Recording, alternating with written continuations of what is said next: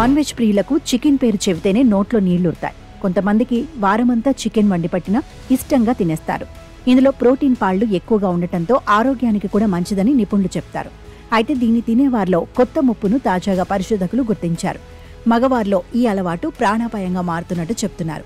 Nutrients జర్నల్లో ప్రచురితమైన ఒక అధ్యయనం ప్రకారం వారానికి 300 గ్రాముల కంటే ఎక్కువ చికెన్ లేదా ఇతర కోళ్ల మాంసం తినటం వల్ల మొత్తం మరణ రిస్క్ 27% పెరుగుతుందని, అలాగే గ్యాస్ట్రో ఇంటెస్టైనల్ క్యాన్సర్ల వల్ల మరణించే రిస్క్ ముఖ్యంగా పురుషులలో రెట్టింపు కంటే ఎక్కువగా ఉంటుందని తెలిపింది.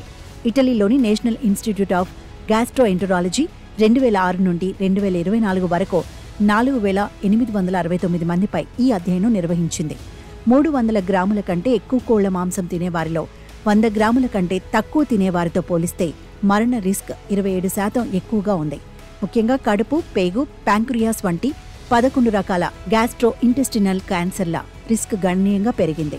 అధ్యయనం ప్రకారం ఎక్కువ ఉష్ణోగ్రతల వద్ద వండటం లేదా చికెన్ను కాల్చడం వంటి వంట పద్ధతులు క్యాన్సర్కు కారణమయ్యే సమ్మేళనాలను ఉత్పత్తి చేయవచ్చు. ఈ సమ్మేళనాలు శరీరంలో క్యాన్సర్ రిస్క్ను పెంచుతాయని పరిశోధకులు సూచిస్తున్నారు. అందుకే చికెన్ వినియోగాన్ని మితంగా ఉంచాలని, ఆవిరితో ఉడికించడం లేదా బేకింగ్ వంటి పద్ధతులను ఎంచుకోవాలని సిఫారసు చేస్తున్నారు.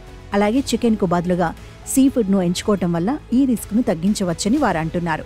ఈ అధ్యయనం కొన్ని పరిమితులను కలిగి ఉంది. ఇందులో ప్రాసెస్డ్ కోళ్ల మాంసం, శారీరక శ్రమ స్థాయిలు లేదా ఇతర ఆహార అలవాట్లను పరిగణలోకి తీసుకోలేదు.